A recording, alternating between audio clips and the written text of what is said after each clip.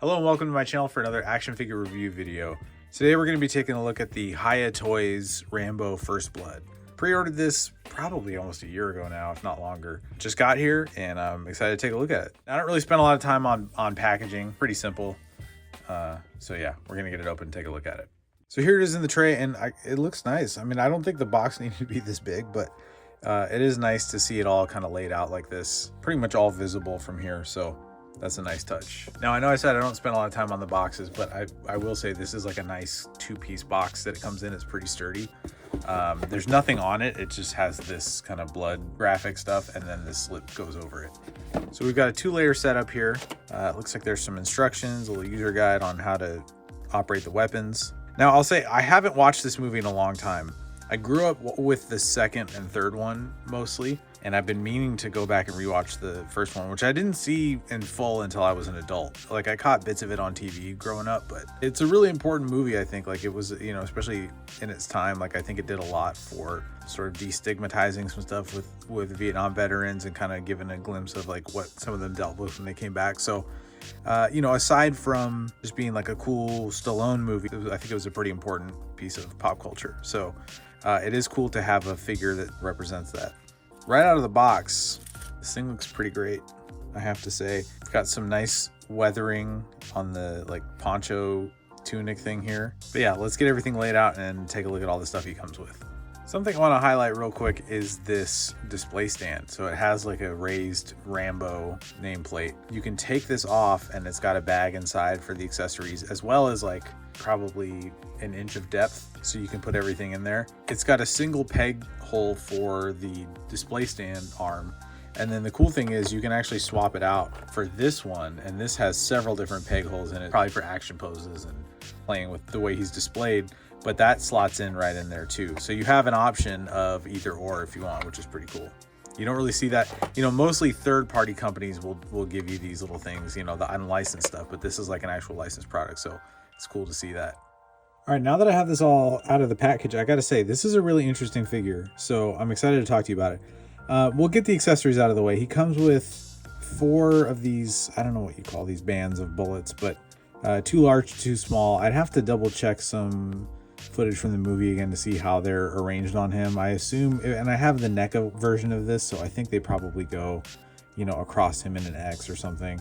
This one I assume is to feed through the gun, and then, you know, like you wrap it around his hand here. He's got this poncho, and the cool thing about this, so it comes with this drawstring around it. You can leave it looped like this and you pull it up on his body, and then you can just cinch it tighter by pulling on one of the loose pieces. So that's nice. You don't have to mess with like tying and untying it to take it on and put it off. And it does have a little press stud on it, so it might be a little hard to see. It's pretty tiny, but you can just pop that in there.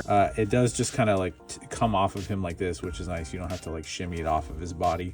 He comes with 2 closed fists on him, right? So those are there. And then the interesting thing is that with the array of hands here, you get like a bunch that are very similar to each other. We have this one, which is like kind of a relaxed fist, like it's not fully tightened. And there's like a little bit of daylight between the thumb and the index finger there. And then we've got this right hand, which is like a gripping hand, presumably for his knife, and the stick he has. One that's a slightly more loose gripping hand, but same kind of thing. This kind of open gripping hand, which is probably to hold some of the larger guns.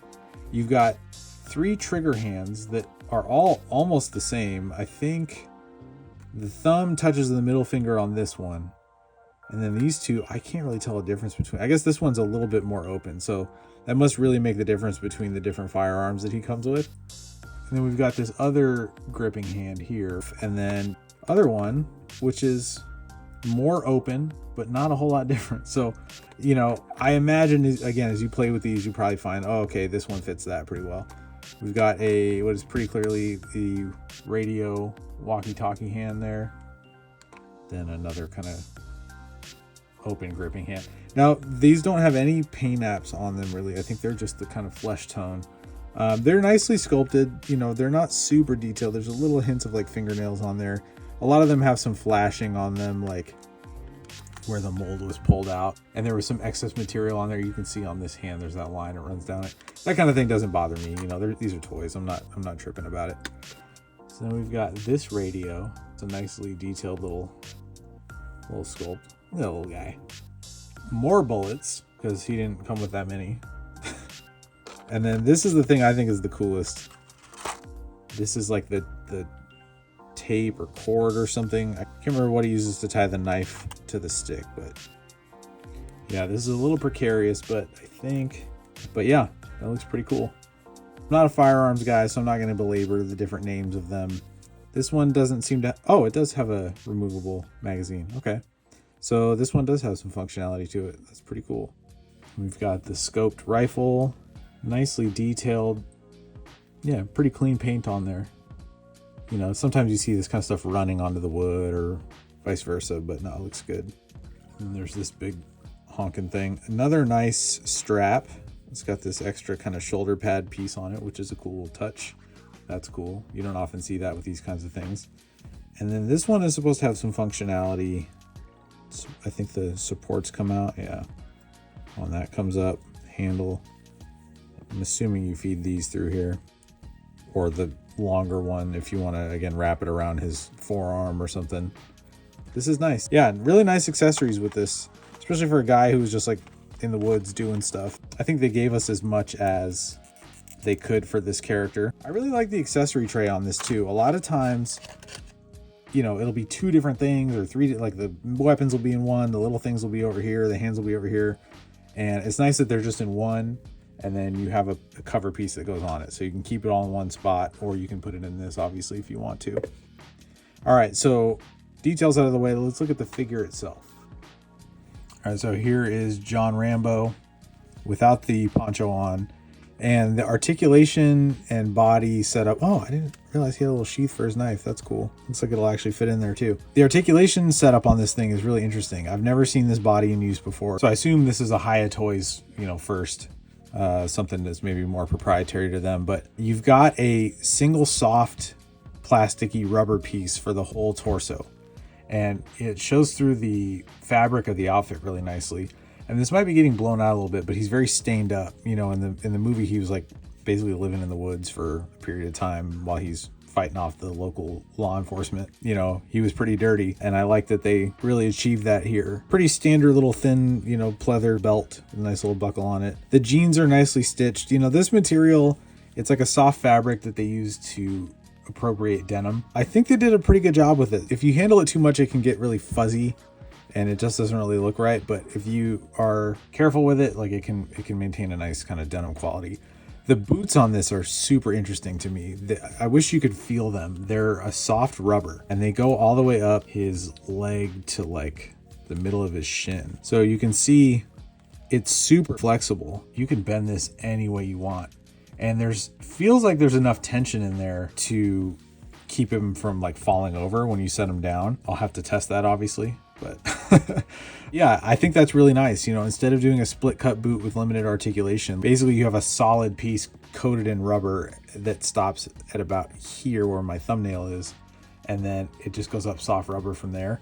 So yeah, I've never seen that done in this way before on a figure, and I think this is a pretty cool way of doing it. And on top of that, you know, especially given the material this is, the detailing is nice. Like you have these little studs for the loops and stuff. There's some paint on the laces to make them darker than the rest of the boot. They have a nice kind of like wash to them. That's a pretty cool point of innovation as far as I'm concerned. We've seen torsos and other body parts in figure form that are an overlay like this, and I don't quite know what's inside it, but we'll go over the articulation and see what kind of range he has.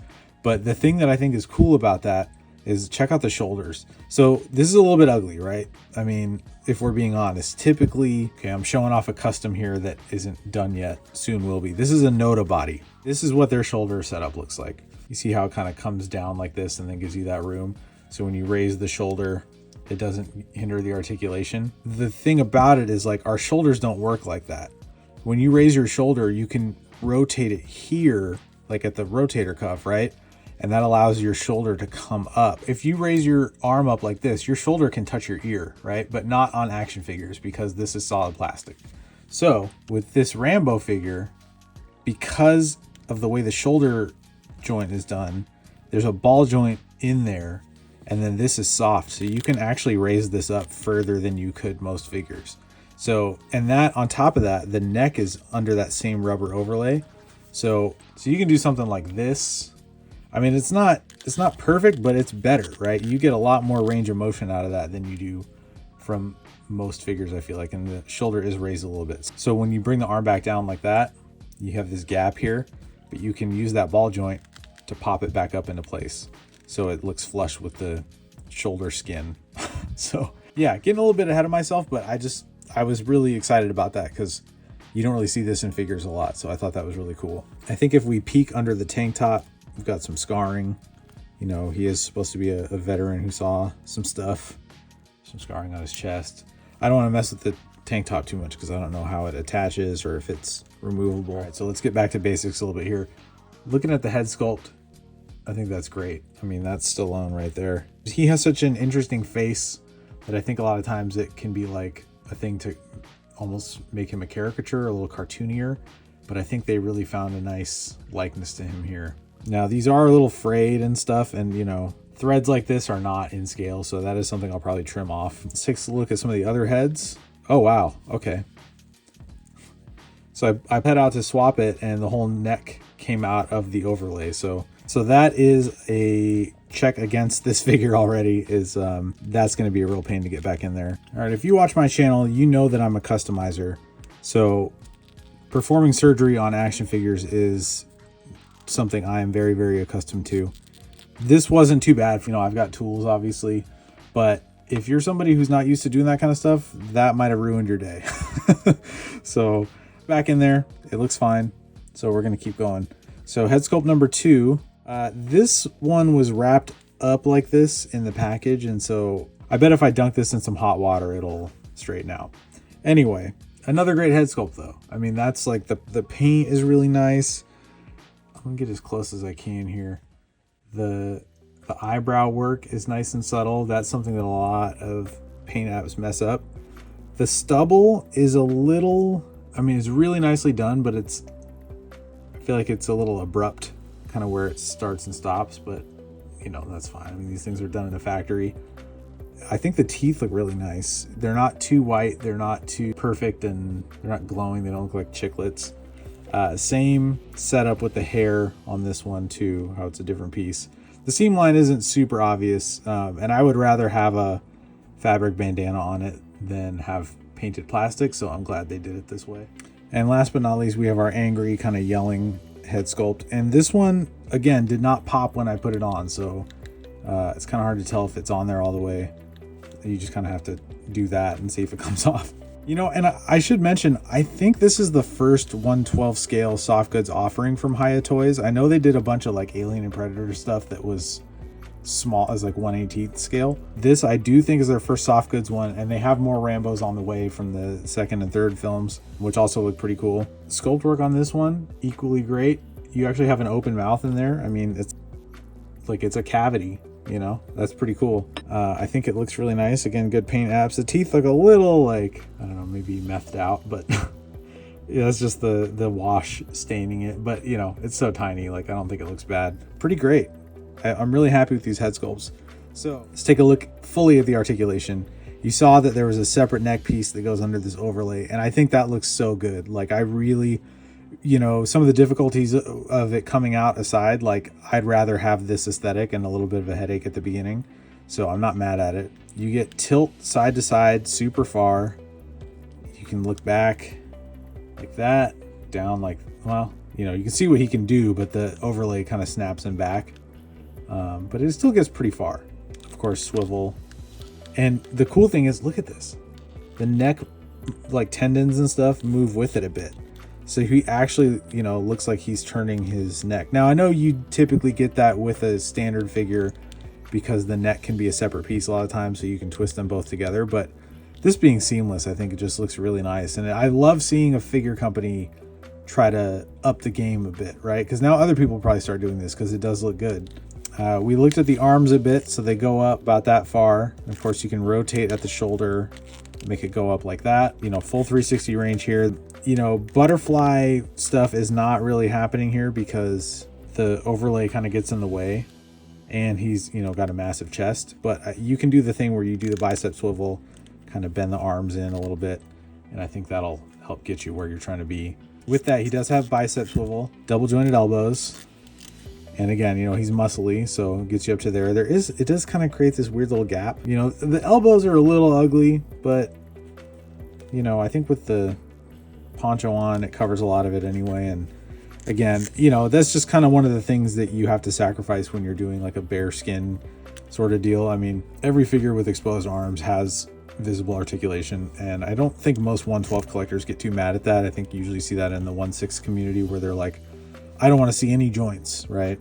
I typically don't either, but you know, in this scale, like obviously a lot's forgiven. I think the arms are a nice sculpt. You know, this, like, let's look at this Noda body again, compare the two.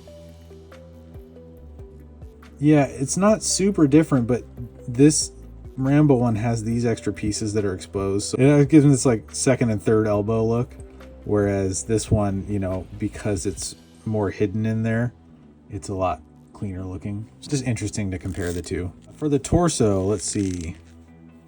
Feels like we have a ball joint at the waist, and ooh, that sounded like a snap. I think it's okay.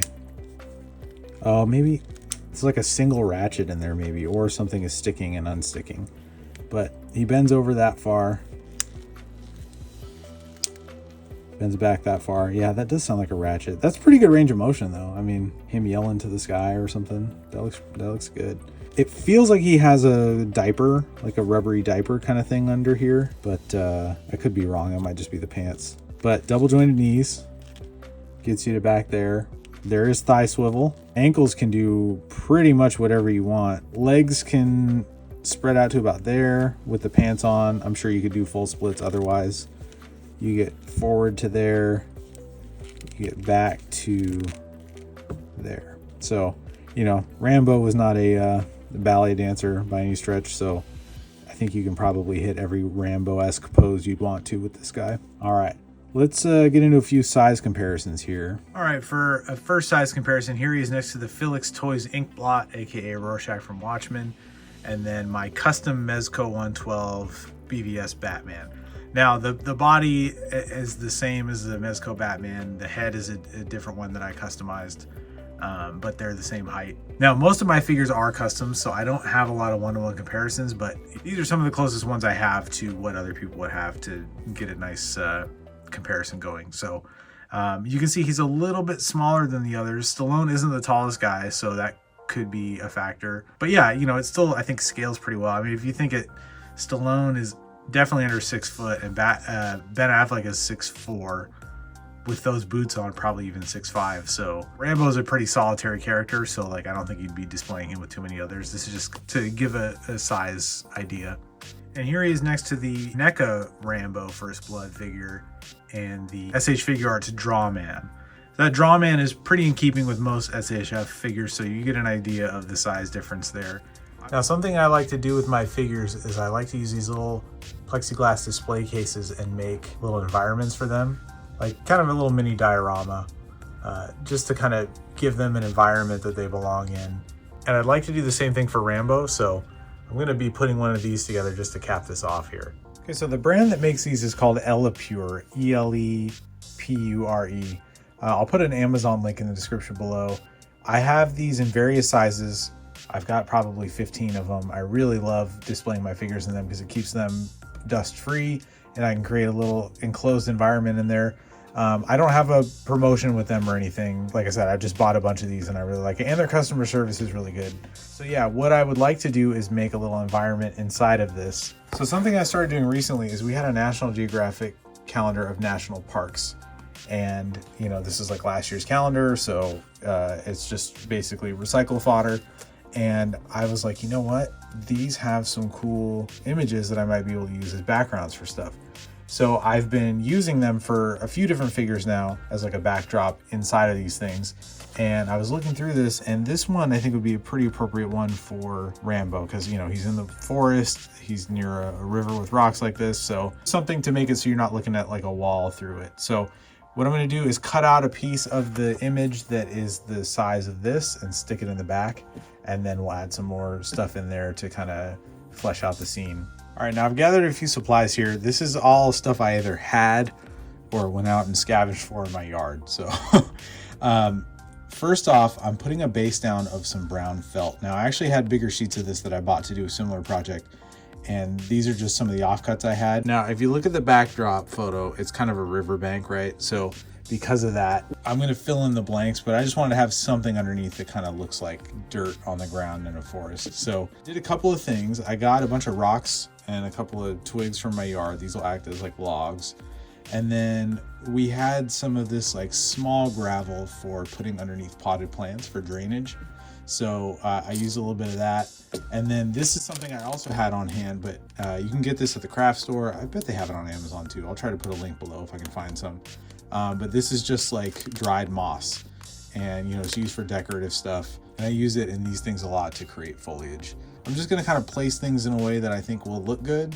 The idea is that toward the back is where the river is, and so there's gonna be smaller rocks to larger ones, and then some of this stuff and the branches on them. So, okay, so the rocks are down. As you can see, I use the smallest ones here, and then I use some of the medium-sized ones in the middle area. And next, I'll kind of figure out where to put these. I'll probably cut this one smaller and then sprinkle some moss in there to kind of help beef it all up.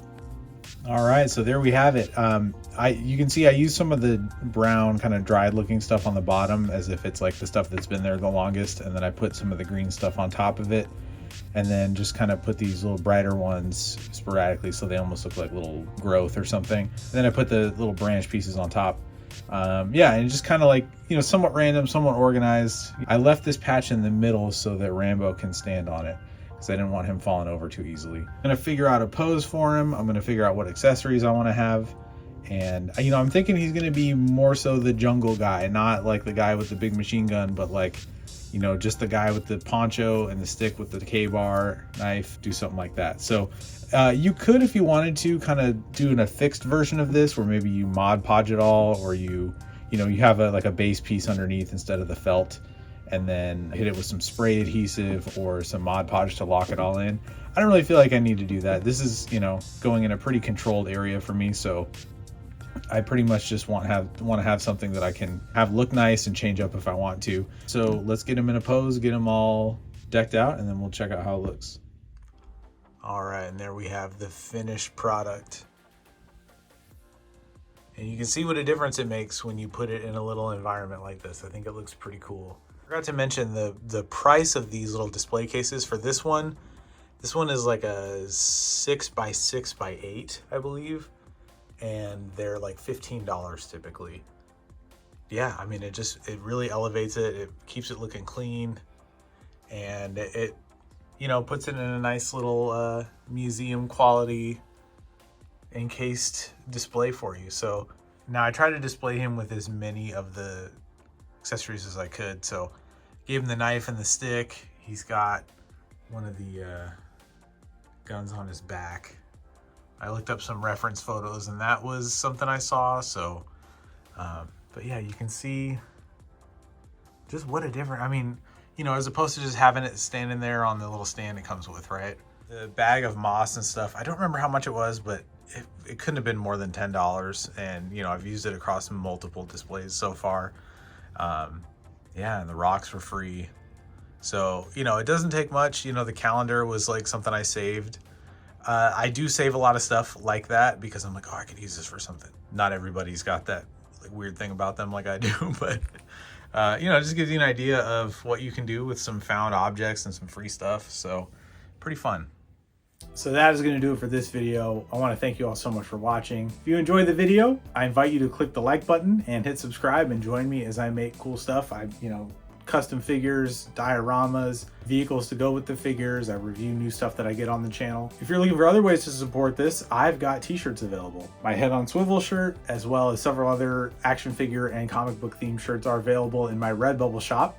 If you've never used Redbubble, it's pretty great. You pick the color shirt, the style, and the design you want, and they ship it right to you.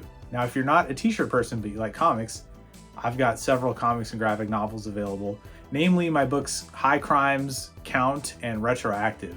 High Crimes is kind of Breaking Bad meets Cliffhanger. Retroactive is like James Bond meets Groundhog Day, and Count is my sci-fi reimagining of the Count of Monte Cristo. Think kind of a, John Wick meets Zorro. It's a cool story with swashbuckling action and sword fights and vehicle chases, and it's about redemption, revenge, and revolution. So those are all available at your local comic shop, bookstore, or at the links in the description below. So to everyone who's picked up a shirt already or one of my books, thank you so much. Like, it means the absolute world to me, and I really, really appreciate it. It really helps make it so that I can do this kind of stuff and bring you more videos. Couldn't ask for anything more, so thank you. So that is going to do it for this one. Until next time, keep your head on swivel.